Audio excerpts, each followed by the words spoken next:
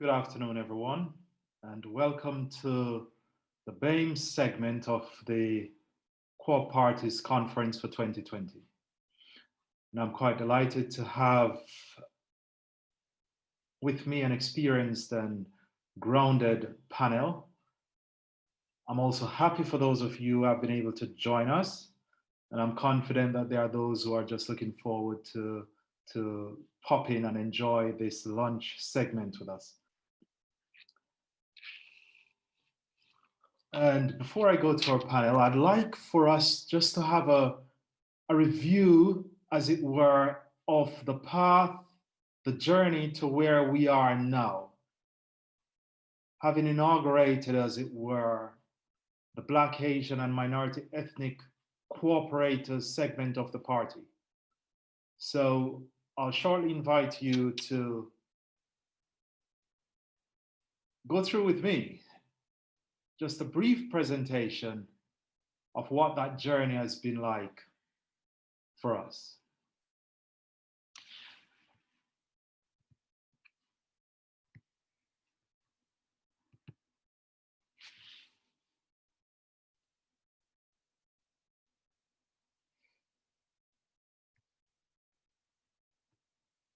And so Bristol 2018 was a pivotal conference for most of us, and that was the point at which a number of cooperators raised the issue as to why don't we have our own network, as it was at the time. And there were some people who were quite vociferous in putting their point forward. And one cooperator, Anne-Marie, I remember her by name, said we shouldn't wait any longer. We must not wait any longer. And there are some other persons who could be regarded as instrumental in the conference, giving us the go-ahead to set up an interim board. And included in that was myself, Carlton Elmi, who was the first person appointed directly by her region to look after BAME issues and mandated to make sure we got the ball rolling. Maxine James was also part of this early meeting in Bristol. Celia Hibbert was very much there. Reverend James Wilson from the Bristol area, and Cheryl Barrett, whom we have come to know. And you'll see on my screen there in the top corner, Kate Tuitt, who for some time held the position leading up to that conference. We met in Birmingham, and among the things we decided that we would do going forward were to develop meaningful connections with cooperative movements in our countries of origin and all the countries whose diaspora are here in the UK. We also felt that environment and climate change would have to be paramount in anything that we wanted to do. And supporting members for selection as candidates. And you might notice in that beautiful picture, our own Celia Hibbert, who represented Labour and Co-op in the Hardborough constituency in the last election. I'm way at the back. I think some of you might be able to notice that Abigail is there with us. And then we went on to our BAME conference in 2019, and this saw a coming together of a good number of our BAME cooperators. And it also allowed us to appoint several persons to positions. Placida took on the role of co-secretary along with Nadia Jama, and Donna Guthrie handled our public relations, as it were, and Carlton was our fundraising treasurer. And this was a very interesting occasion. You might be able to see there that we have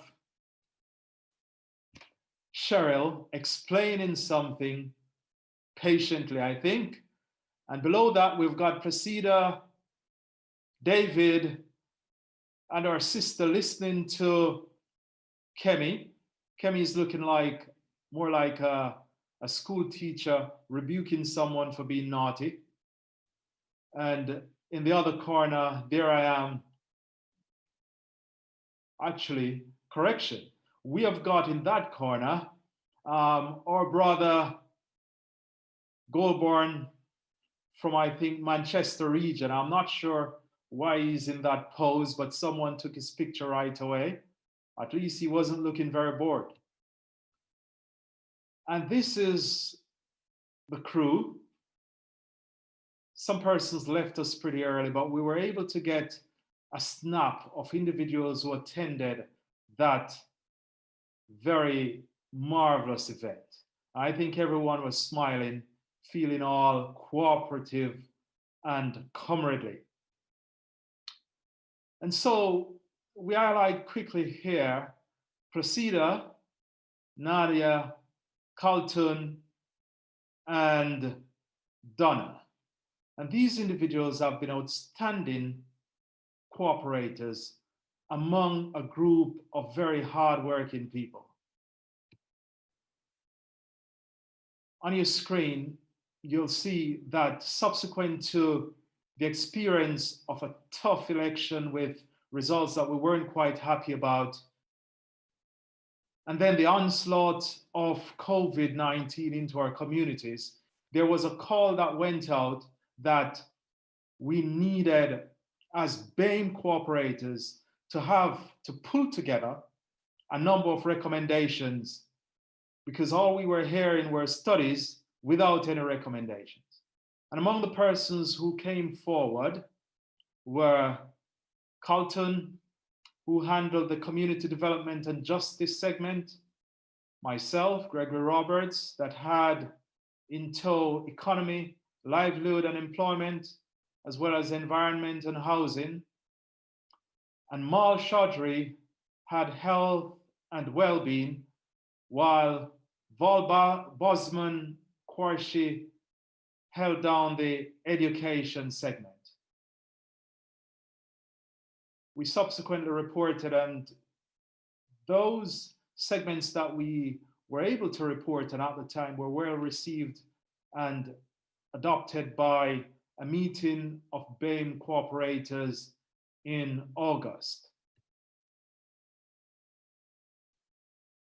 And here I've included a number of persons who were pivotal, either as founding members, given when they came to the meetings, or as very active cooperators over time. The list is there for us to look at. And in as much as we might not have put down everyone, I'd like just for us to see this as an indication of our appreciation of the work, the hard work that many have done, taking their time without pay, many without it being able to add to their career, just to support the worthy business of strengthening the group of BAME cooperators. We see Anjona Roy in the corner, and there's another picture of Kate.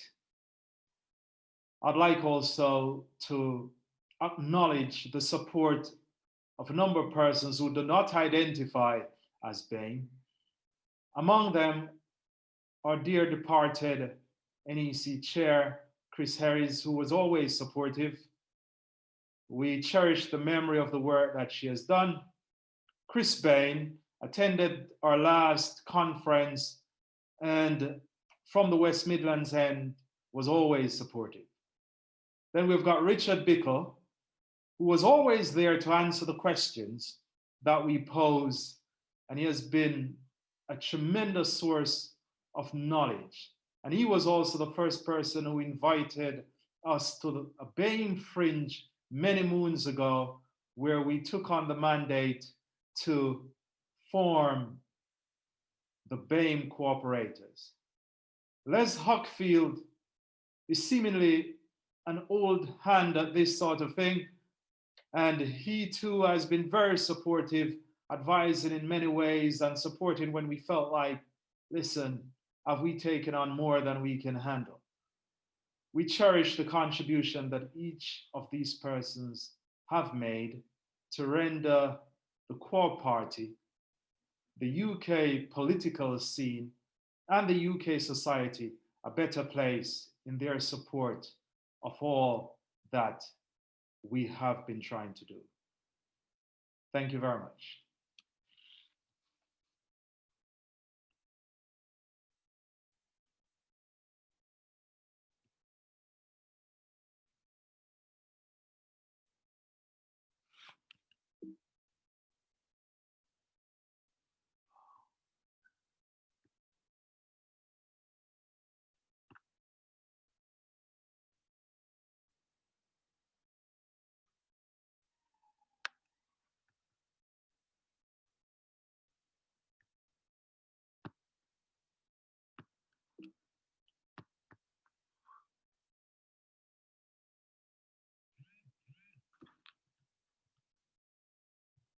And so here we are, for which we're all happy. And we're moving on to our panel. I'd like firstly to introduce to you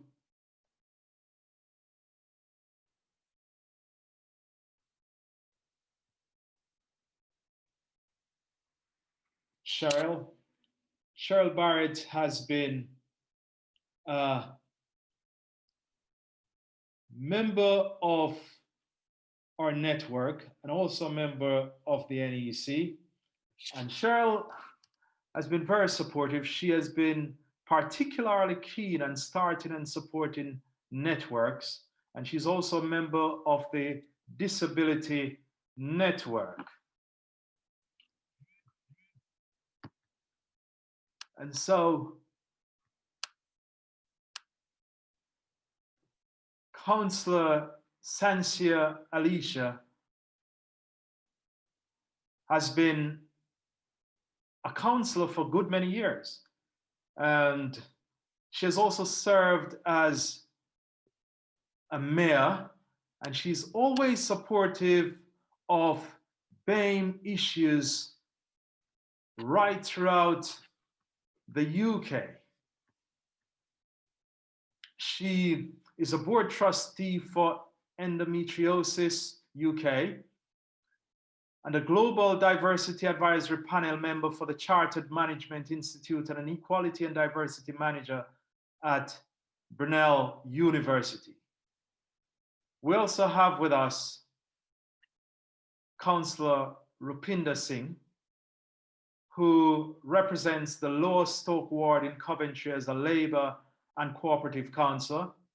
He's an IT professional in the local government area, and he has also been a very experienced and strident supporter of the issues that concern BAME communities throughout the West Midlands and the UK. We're grateful to Cheryl for stepping in rather late in support of the loss, as it were, not quite loss, but the fact that our scheduled speaker was not able to make this meeting. And at this point, I'd like just to talk briefly about the theme of this panel discussion. We want to talk about broadening, and I could also say deepening, the cooperative movement within BAME communities.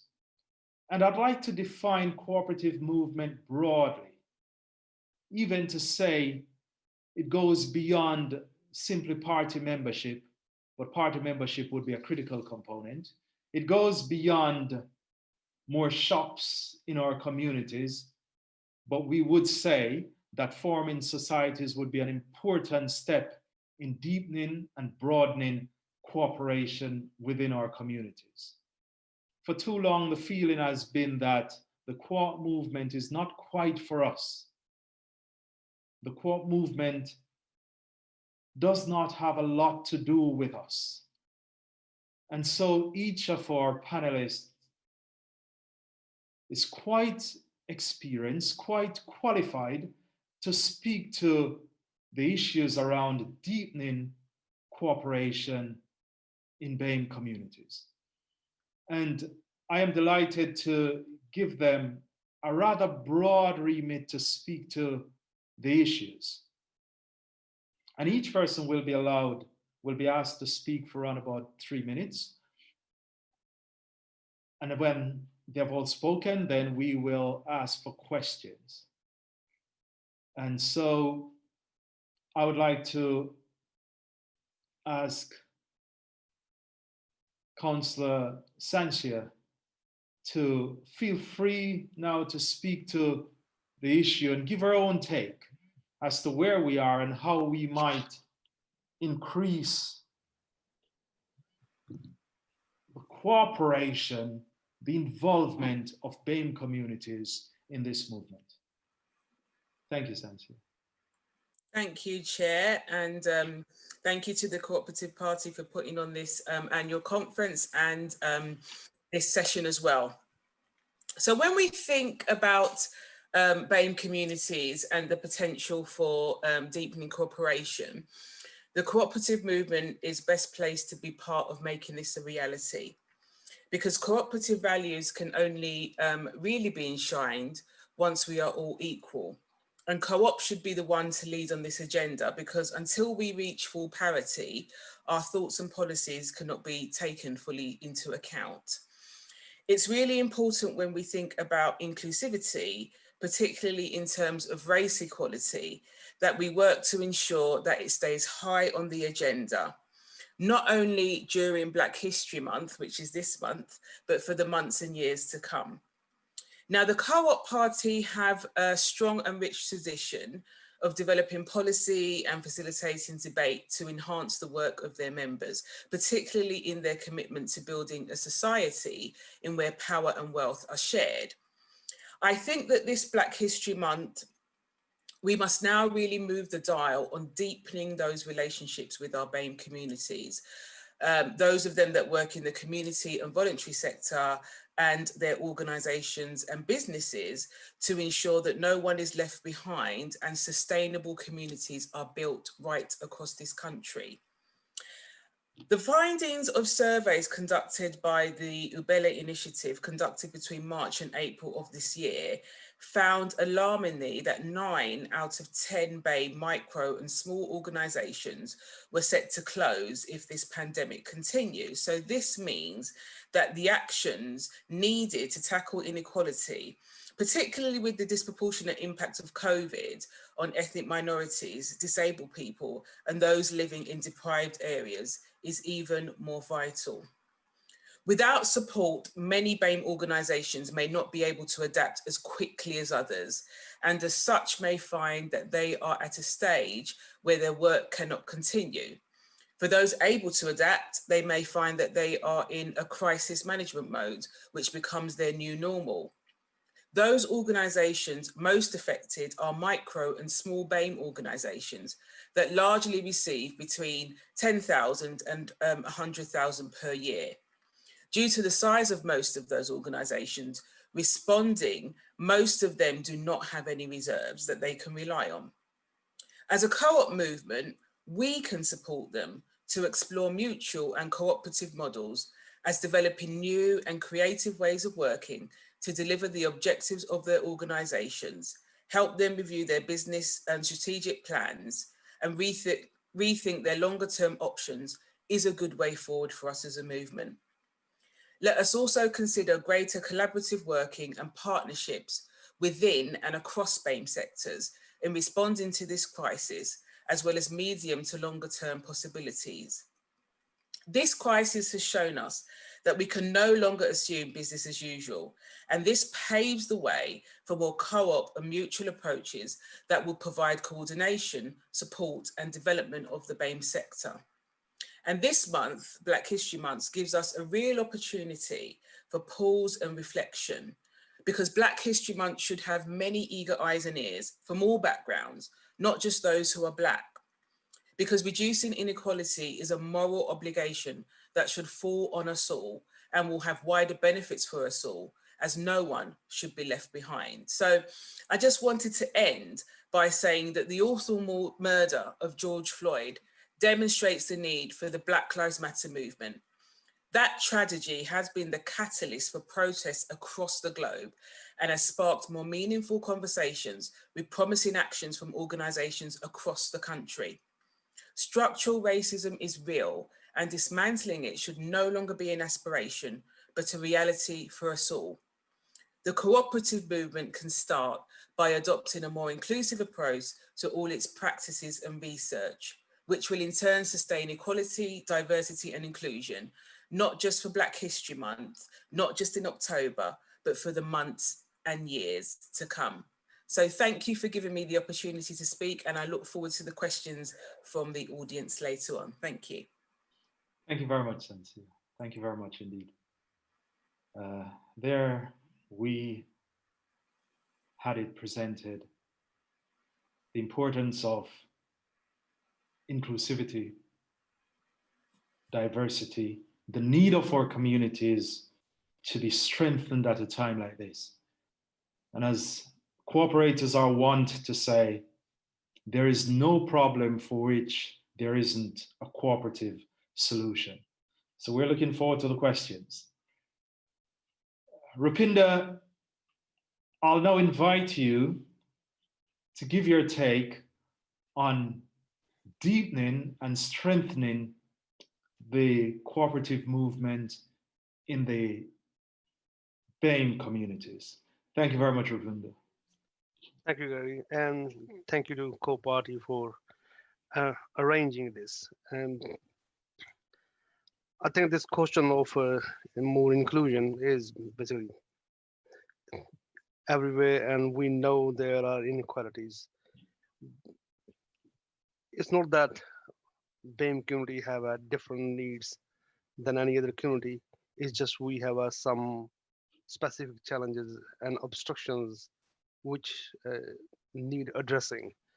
And this could be in the way of we don't have access to resources or advice or people or platform. And if we can open these things up and allow people to fix their problems by just giving them different options, and so quite a lot of these things are fixable. And even if you look at a simple thing, that bad housing is, if you take the data and look at that, quite a lot of time it's clear as a daylight that BAME community do suffer from bad housing in many areas, and cooperative housing solution is a very good offer for fixing that, but somehow we have not managed to offer that, or BAME communities are not being able to take the benefit of the cooperative housing model. And that is because there is a lack of initiatives, or there's a lack of knowledge, or there's a lack of resources, and all these things are not done either deliberately, but there are some barriers which are not getting fixed. So as a cooperative movement, I think we need to make sure that wherever we can, we need to fix it, these things, so people can take advantage of the cooperative model in fixing the even housing crisis. And if you take into account of even the credit unions, I know for myself that in South Asian community, there is a lot of loan sharks which do operate as non-regulated, and they do the damage to the community. But if we could offer more credit unions in those communities, it can really help. And there is a lot of desire in those communities. So we just need to basically get to a place where we offer these solutions to people. Uh, Even cooperative schools, there are many communities which are almost forced that schools need to become academies. But cooperative model is much better. Yeah, we know from all kind of data that when you have put cooperative solution in place, they actually do make much better impact on the community and longevity of the community's health in every economic health, social health, political health, all kind of things which basically are linked with when people come together. And we have these solutions, but we are just not able to translate those things in the community. So I think we have a lot of room to improve on these things. We just need to get to a place where we go to these people and explain that there are solutions and let's fix it. And we have to accept that it is not just the community is not uh, keen to engage with these things. We know that decision makers or people who have a responsibility in on a wide range of things, they can facilitate. And when there is a political will, when there is a social will, when decision makers make conscious decision that these things are not benefiting the community, and we need to make sure that there is inclusiveness in what we do, it can make a difference. So, from the point of view of how we can improve the take up of cooperative solutions in the communities, basically we need to encourage all people from our movement to go and find those places where people are not have not been taking those solutions and encourage them to go, because in the end it is in benefit for everybody that if we can make society stronger and better, it will benefit everyone. So the time is right, the solutions are right, and there is a will. So I would say that's where we need to go. Okay. Thanks very much, Rupinder. Thank you very much indeed. Some hard-hitting, inspiring statements coming from our panelists so far. And now I'll be asking Cheryl to add her take on the way to go to deepening cooperation in our communities. Cheryl, over to you. Before I really get into this, I'd just like to wish Chrissy very well. She has pleural pneumonia, and so she couldn't be here today. But she's emblematic of the fact that BAME people have been part of the cooperative movement from the beginning. And that is, one of the points I'd really like to strongly make. She and other members of the Irish and travelling community in Sheffield formed the first children's centre as a cooperative, a multi-stakeholder cooperative. It's multicultural. It was always from the start an employer of working class, disabled and BAME people together, and always made the community the primary users and organisers of that centre. And any experts or people that needed to come in to help, to be part of that, were brought in with a very clear understanding that that centre is ours and that they are coming into our space and that that space is respectful. I used to be the mental health social worker for the Irish and travelling community. I was the first in the UK. There is no longer a post in Sheffield for the Irish and travelling community, and that isn't because our needs were met. It's because when the budgets were looked at, we were able to be left out of that budget with no problem. And although I am Irish and traveller heritage and old enough, you can see I'm an old lady, this grey hair is my own. I lived through no black, no Irish, no dogs. And what I would like to see is the cooperative movement start to look beyond just the usual kind of businesses. I'd like to see homes that are appropriate for disabled people. I'd like to see cooperative housing that takes on the needs of people who don't live in bricks and mortar. And I think we can rest on our laurels and know that we've done our job when I can park my trailer on the same pitch that you can all park your caravans. And I think it'd be nice to see we celebrate August the 2nd, which is the day that we honour the Holocaust for the Roma and Gypsy community. And I think there's a lot of hidden. We were speaking on the panel this week about the hidden disabilities. There are hidden problems and experiences within the BAME community, because it's assumed that because we're white, we therefore are invited in. That's not necessarily so. And I'm really, really happy to be on a panel that truly does reflect BAM and E. Thank you. Thank you. Thank you so much, Cheryl. You know, thank you all members of the panel who have brought all these issues to bear. It's just interesting that at the time when we started,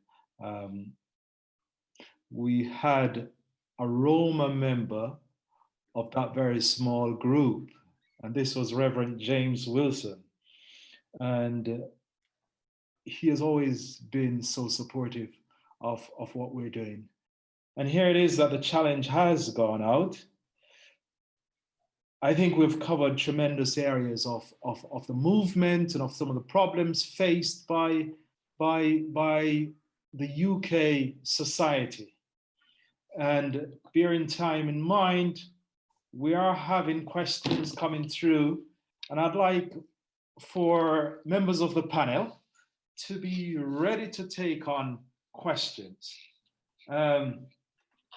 And the first one comes from Councillor Elizabeth Hughes, where she's asking, with regards to people from the smaller and newer BAME communities in the UK, how is the movement set to assist these individuals?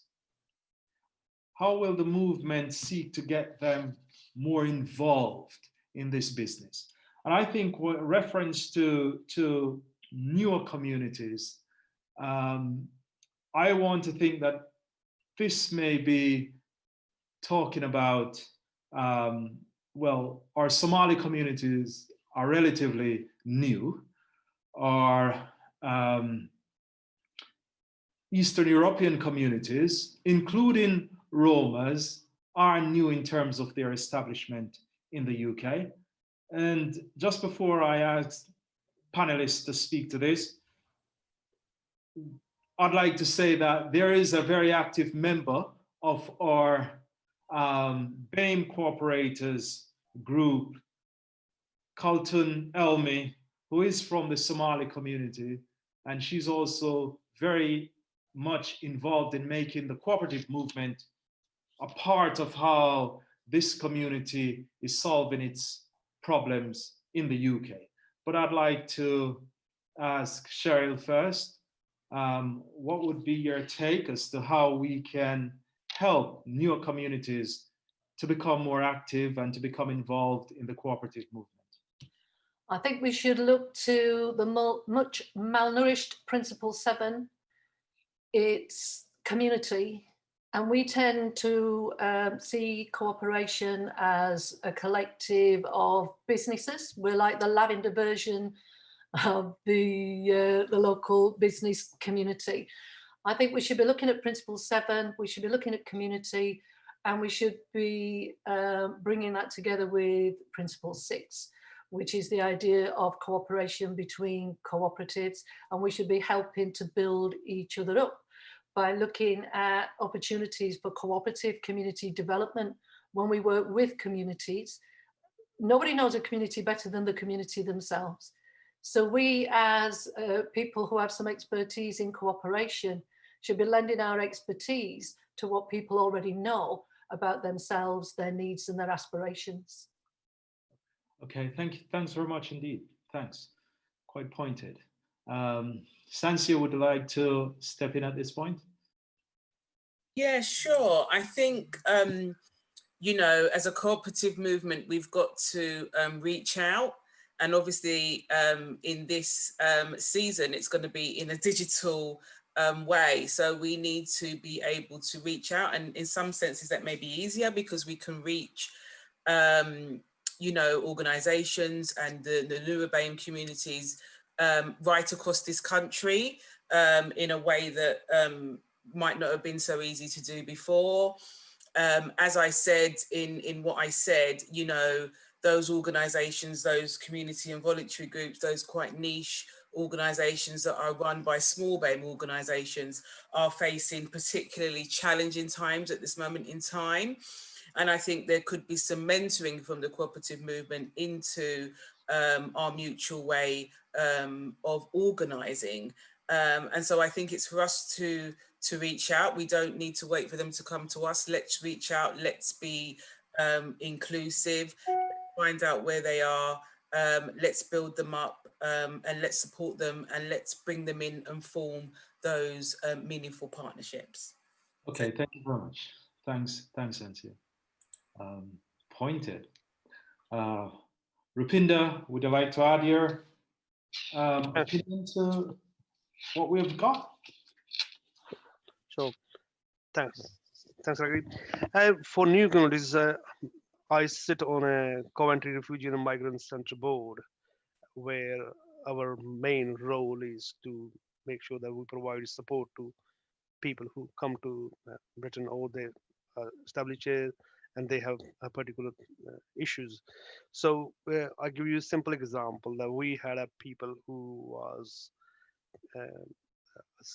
had a status of migrant or refugee here, but they didn't have any qualification which was recognized. But these people are determined to contribute into the society. Yeah. So they we started a cleaning company because you don't need any certification or a serious skill set, but you can provide that. And these people are so determined and committed to make contribution in the society. They made their own. We help them making a cleaning company, and they sell their cleaning services. So what that gave is this to start with, they were just doing cleaning work. Slowly, business started picking up. These people then became business administrator, the managers. They have all the organization skills which require for a business. So it gave a lot of opportunities to people to come together and just organically build up support system. And now they are not just helping themselves, they're helping other people as well. The same way we got to the CRMC, one of the main role we play is putting people into employment. So if somebody don't have expertise in something, we give them like a mentoring or probably somebody who can help them. Like apprenticeship is easier for younger people, but we get people of all ages coming up. So these kind of things can help where what we need to encourage is like-minded organizations to come together and make these people aware of all the different options that are available. So even if somebody come from abroad, but they don't have that much capital, but they have a good idea, they can mix up with other people and say, okay, we want to do some business enterprise, and here is a capital model, and here is a governing structure we can offer you, and which will help you making this. So all that kind of stuff is available to us, and we need to make sure that when we are having conversation with people, we should inspire people to do the best they possibly can in their life. You know, we need to show that there is a full potential for people to grow, and that's where we can help. Yes. Yeah. All right. Thank you very much. That's how we do it. Yeah. Thanks very much indeed. Because we've seen here where a participative approach to economics is very valid to, you know, developing our communities. And I like the idea put forward by Sanchia that the co-op movement might very well have to go into communities and help. We have some questions coming through, and Jali specifically commended the creation of credit unions and the push that West Indians in the 1960s gave to the credit union movement. And that's a push that is often ignored or somehow dumbed down these days. And she's asking how to keep them, rather, I'd say that the question is how to keep them diverse and save all communities. And I'm going to be asking Sanchia to take that. And I've got a question from Alexis. It says, disproportionate impact of climate emergency and BAME communities. And how can BAME cooperators take action? And Cheryl, would you please take that question? And there's another one for you, Rupinder. How do we encourage BAME how do we encourage BAME communities to join the party? All right, so Sanchia, your question would be with regards to credit unions, how to keep them diverse and to serve all communities, even as they become mainstream.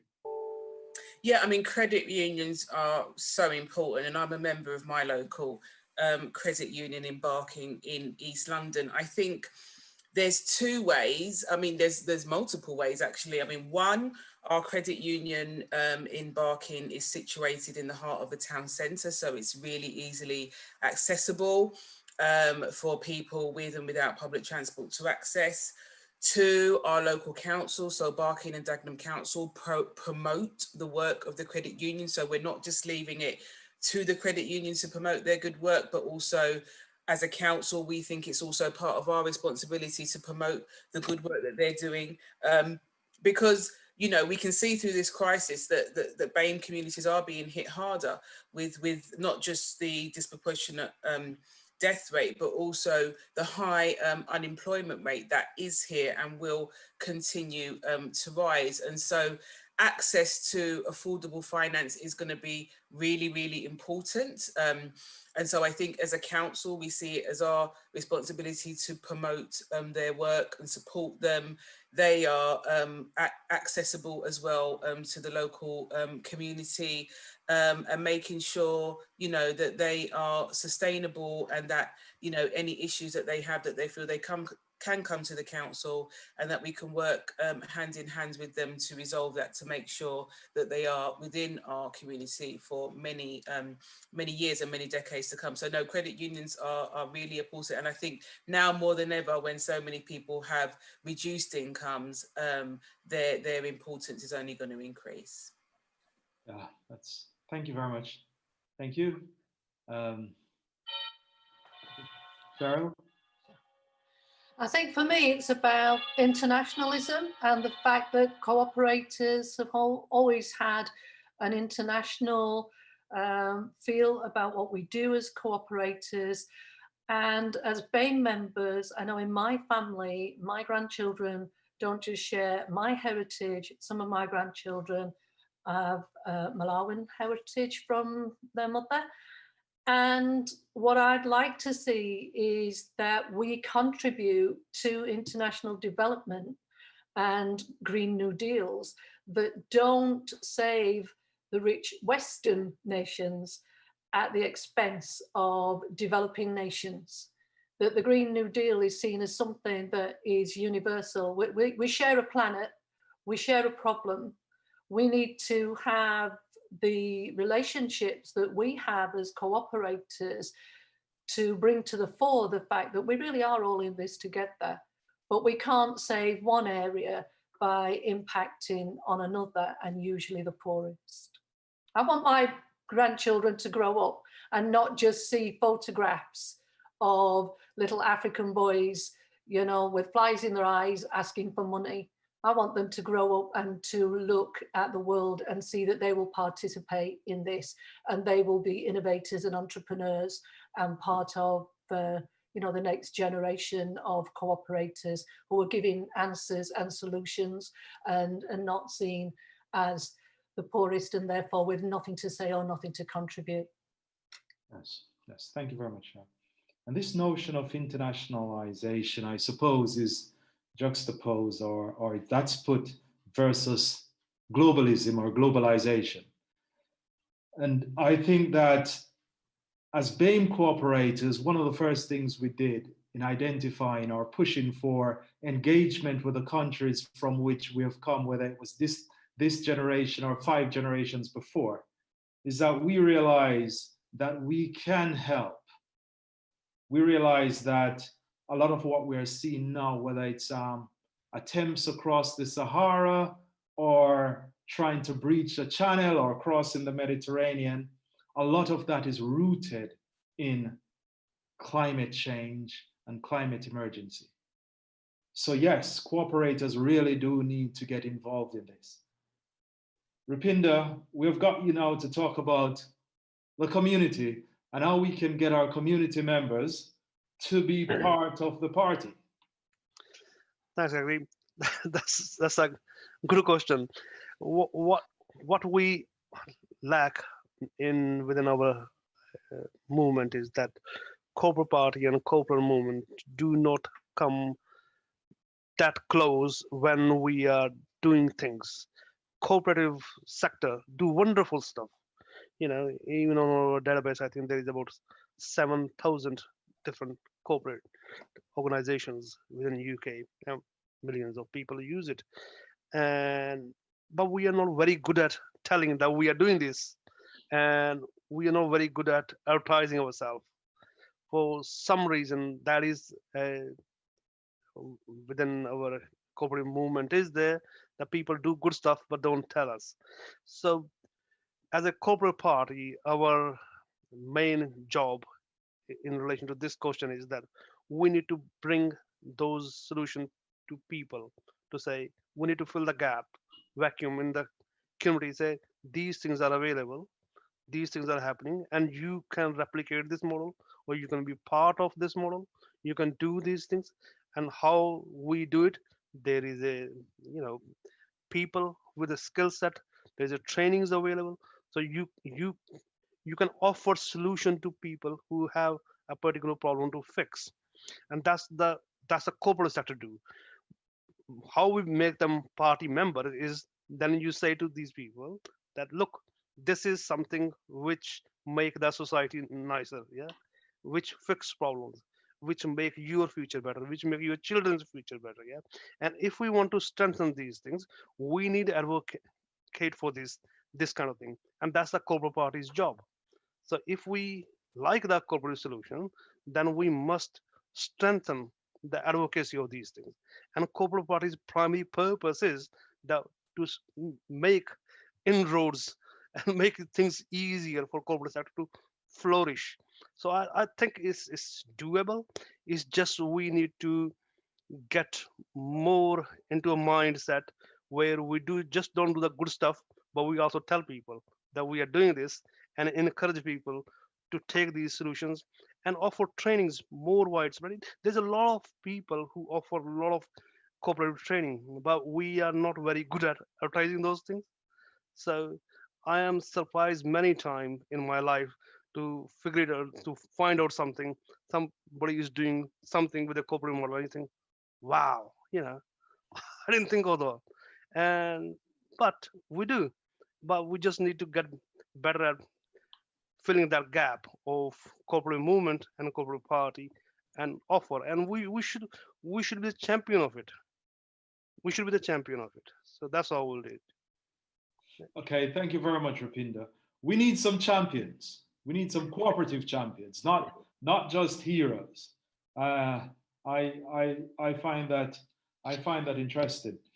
I'd like to acknowledge a comment from Dawn Dublin, who is working hard to raise the profile of the Cooperative Party during virtual chats of the Black Butterfly organization. And I think that that's quite powerful. The small ways in which we simply raise awareness that there is a cooperative party, and we need for councillors to do this. We need for MPs to do this. Who knows? Maybe it needs to be part of the requirement that before you're considered, you can show that you've been championing the movement. I was also quite impressed with what is being done in Barking and Dagenham in terms of encouraging, facilitating, promoting credit unions. And there are ways in which this can be done, and it should be spreading across all councils. Access to finance, we find continuously to be a significant issue with our communities. We are financially excluded. And if there are ways via credit unions that we can become, members of our community can become included in all of this, now more than ever, this needs to be championed.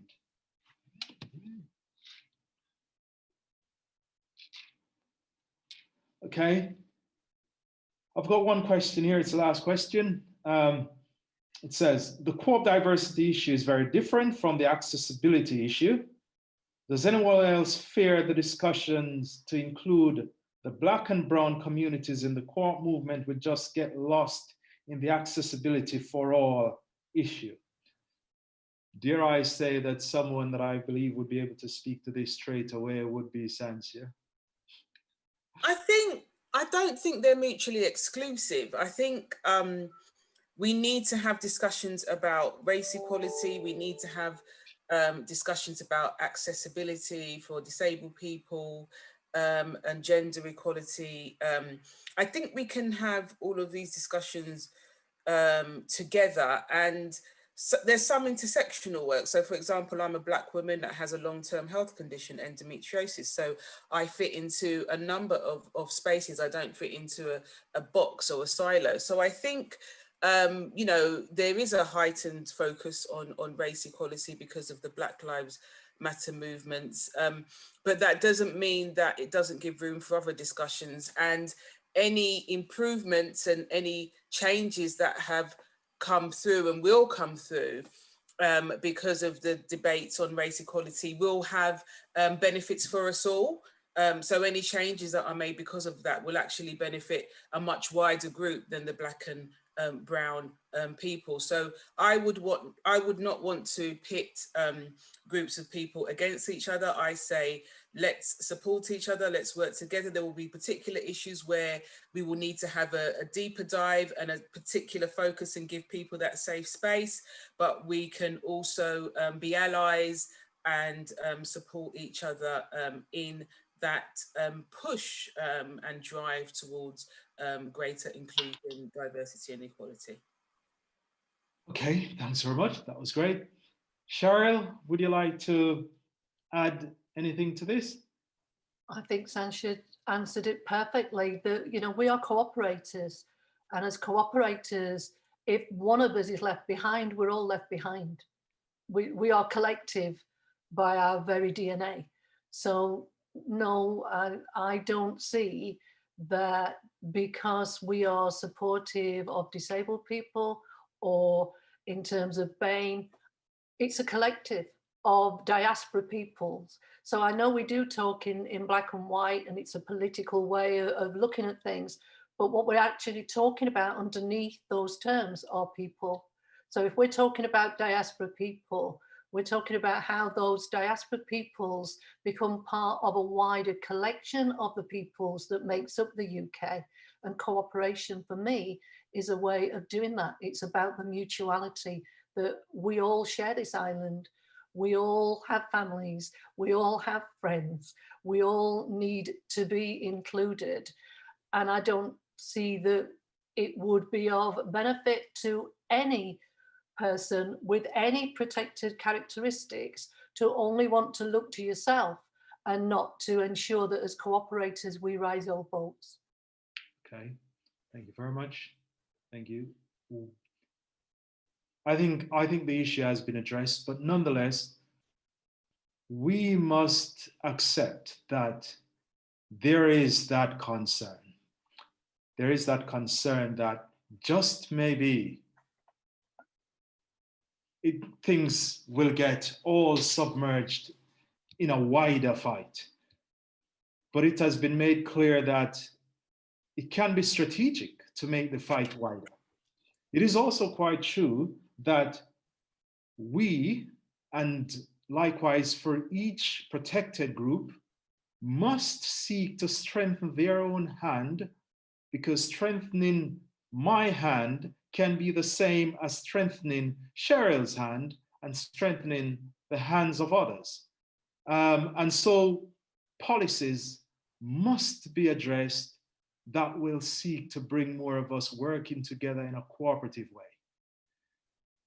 So it is saying to me that accessibility and diversity can walk together if we are quite clear about what we need and where we want to go. So maybe the cooperative way, and dare I say, the cooperative approach is the only one that will ensure that none gets left behind. It is surprising the time that we have spent, and it has been truly enlightening for me, and I hope it has been so for those of you who have been able to join us here in Conference 2020, where we have been discussing deepening, broadening, strengthening cooperation within the BAME communities which are here in the UK. I think that our panelists have been able to delve into things in a most interesting way. It has almost been fun listening to their incisive comments and their views and insights into how we can make this happen and make this place a better place. And so my thanks to Sanchia and to Rupinder and Cheryl, and we're looking forward to another great year. I suspect the ease with which we have been able to handle conference from a distance might put us in the mode of wanting to do this all the time. I say to all our peoples, be safe, take care of each other, and be supportive as we try to be cooperative in all that we do. Thank you very much.